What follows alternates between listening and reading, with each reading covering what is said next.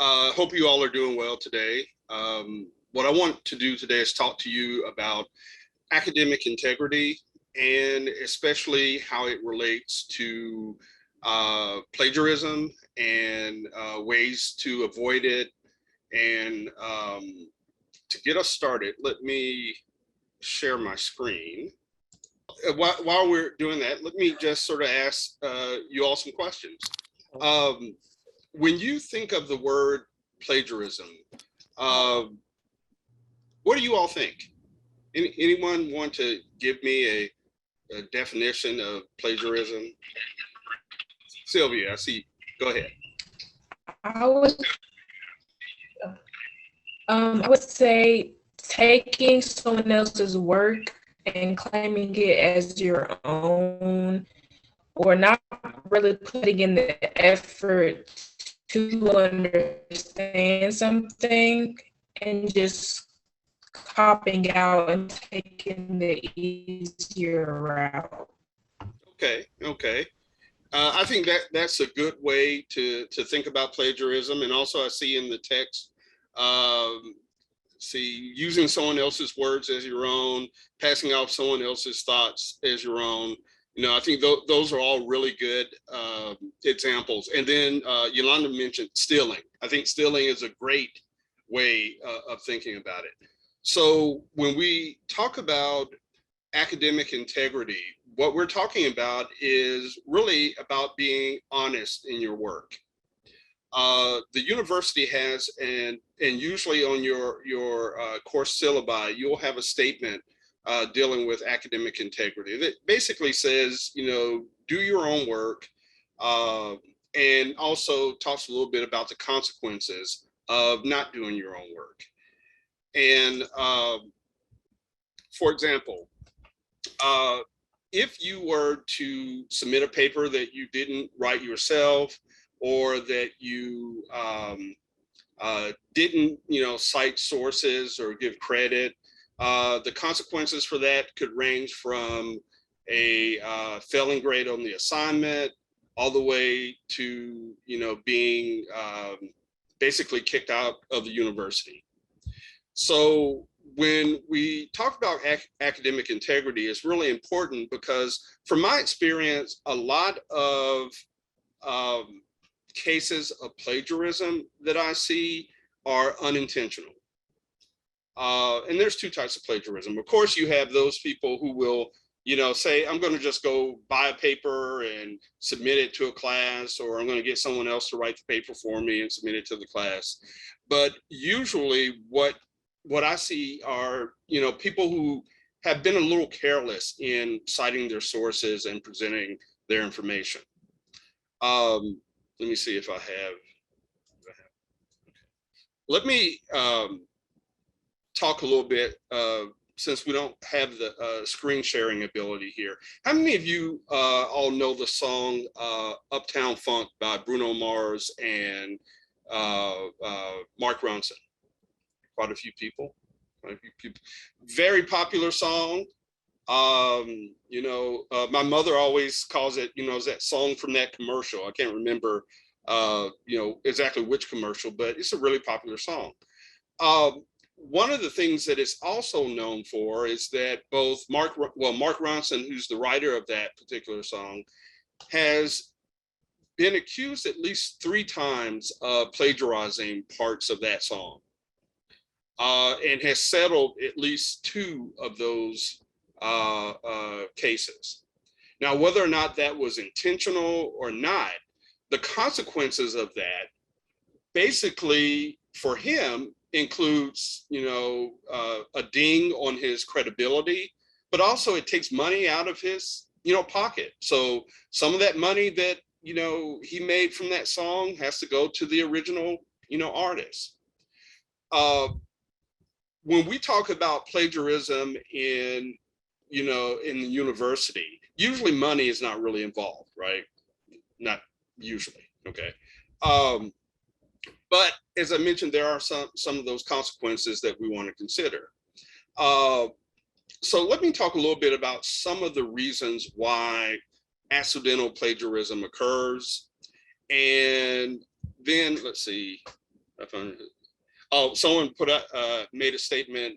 They found it interesting that you can plagiarize yourself. It's about being honest, just sort of, giving credit where credit is due. Let me put something here so I can read off this. So let me talk a little bit about some of the reasons why plagiarism occurs accidentally. Primarily, I like to think of it first in terms of a temptation of technology. Because we have technology, and it's so easy to find things on the internet and, cut and paste text into your papers. That temptation to is I think Sylvia pointed out earlier, that temptation to take the easy route is there, where you just say, hey, I'm just gonna, pluck this off the internet and stick it into my paper. So that temptation can sometimes, lead to plagiarism. Time management can also be an issue. Sometimes students will, wait till the last minute to work on a paper. And then, in that rush, they make mistakes. They don't take careful notes and things like that. So, you're going to hear over and over again during this fest about the importance of time management. And, that becomes an important part of avoiding, plagiarism. Then you also have just carelessness. You haven't taken, careful notes so that when it's time to put together your works cited page and cite your sources, you haven't really, you haven't been careful. And then lastly, there's just a lack of knowledge of not knowing how to cite your sources. So what I want to do is just point out a couple of general ways to avoid that and then give you some specific resources. First of all, the temptation of technology, just have to be careful when you're using the technology. Just because it's the easy way to write a paper or include sources doesn't mean, it's the right way. When it comes to time management, remember, writing is a process. And if you're taking a writing class, like a composition course or something like that, you're going to talk about, writing as a process. Usually you're not just going to get an assignment and then in the writing courses, at least, then you're just sort of thrown out there and then you have to turn your paper in. Even if you are put in that position, just remember that if you give yourself time to say, let me spend some time doing some research, let me spend some time, polishing things up, let me spend some time revising things, let me spend some time checking my sources, then you can avoid, plagiarism. Also, you just want to be careful in your note taking so that when you have borrowed material, that you clearly know what material is yours and what material is, from your sources. And then lastly, the best way to avoid these problems and academic integrity problems is if you have questions, ask questions. The first resource that you want to consider would be your professors. Talk with your professors if you have any questions about, how you cite sources. And then also here at UA Little Rock, we have the University Writing Center. The University Writing Center is online this semester. We're in the process of changing physical locations. But if you have questions about, citing sources, submit your paper to the online writing lab, and we can give you feedback on how to do that correctly. So let's see. I see a couple of questions here. Let's see. If you write a paper for one class and then use it for another class, that can also apply. Exactly. It's about being honest. If you, have a paper that you think might be appropriate for another class and you want to revise it for that class, talk with your professor about whether or not that would be acceptable. So let me stop talking here for a second and see if you all have any questions about academic integrity and specifically plagiarism.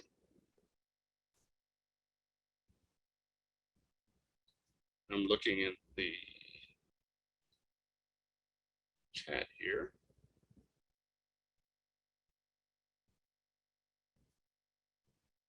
Okay, I'm now the co-host. Okay. Yeah, I think Shelby was concerned, how do you plagiarize yourself? And I think you answered a little bit. Ivy certainly answered some ways as well. Yeah. You know, I always tell my students and I tell my writing interns when they're looking at papers, it's always, I think, a good idea to oversight material than undercite. You know, so if you have any doubt, go ahead and give credit, you know, to that information. If you're not sure if something is considered common knowledge, just cite that source. You know, you're usually not going to be criticized or penalized for having too many, you know, or giving too much credit to the sources. So I would rather do that than someone say, hey, you didn't cite this or that, and, you know, see what happens. Now, I have a question about something, and this is something we've been going over a whole lot. So oftentimes what I find is that the way we might phrase or word something can definitely come up as being plagiarized, even though, you know, I worded it my way and I hadn't even seen what someone else may have written, but it's just, you know, it's a streamlined way of writing something, because all of our professors teach us to write concisely and to get rid of the flowery stuff. Oftentimes, not oftentimes, but I've seen that come up, you know, when you send your paper through a plagiarism site, that it's, you know, that it copies too many words from someone else. And then you're like trying to fight yourself to change the wording, but then now it seems like it doesn't sound as good as the way you would have worded it. Well, you know, one of the, you know, a couple of issues with that, you know, for example, like if you're taking some ideas and you're paraphrasing it, you're putting it into your own words. One of the things to remember is plagiarism is more about the ideas than just the words. So, you know, you can, you know, say, let me put this in my words so it makes sense. But if those ideas are from someone else, you want to go ahead and give them that credit. Go ahead and, you know, say that. I usually, especially with, I won't say beginning writers, but until you get a lot more experience with academic writing, I always tell students to try to avoid paraphrasing as possible. Unless, because honestly, a paraphrase is a almost word for word translation of a quote or a text. You're not really saving space. You know, if you're saving space, you can be summarizing it. So if you're not going to save space, do a direct quote so that your reader knows exactly that those ideas and those words came from that particular author. So yeah, but you always want to remember, it's not just the words, it's the ideas. And that can be tricky. And again, if you have a specific question about whether or not something is common knowledge, ask your professor, because they would know what is considered common knowledge in your field.